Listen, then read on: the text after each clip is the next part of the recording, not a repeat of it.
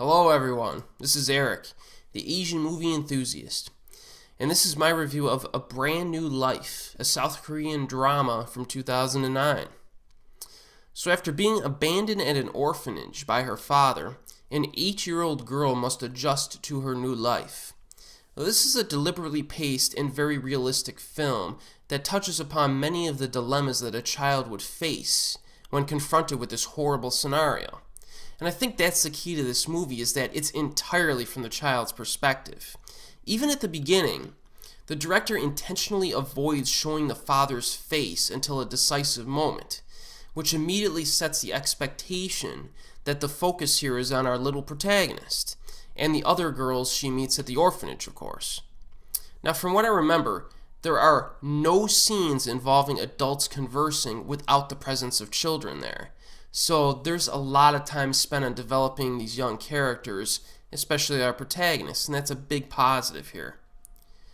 Now, the interesting thing you'll notice is that some of these girls want to go back home with their parents.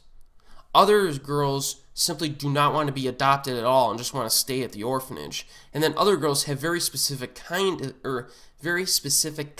of families that they want to be adopted into.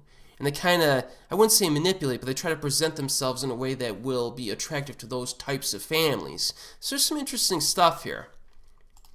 Now, these girls are very young.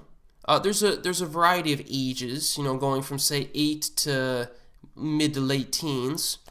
But their world is captured beautifully by this director, who apparently used her own personal experiences as a guide here.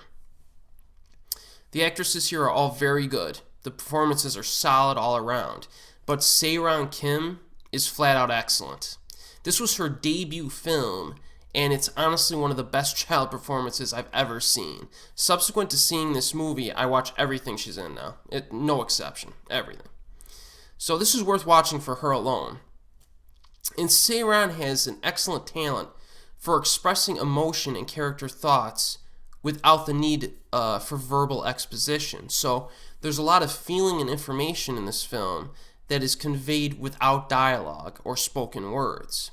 In fact, a few of the more memorable sequences occur when she's alone, by herself. And also, this character's interaction with the other girls is very interesting.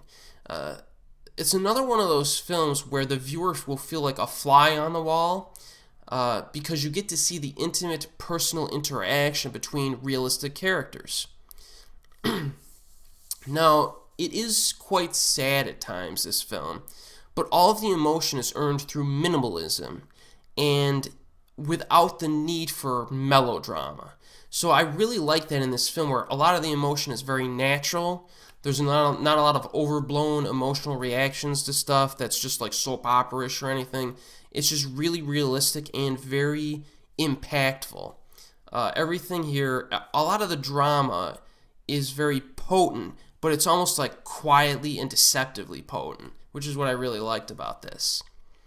And there's also a nice mix of low and high moments. This isn't just a downer of a film, because there are a lot of moments of levity and growth when our little protagonist interacts with the other girls. So it's got a nice balance here. On a side note, the runtime of this film is only 92 minutes, which, if you're familiar with South Korean cinema, is actually quite short.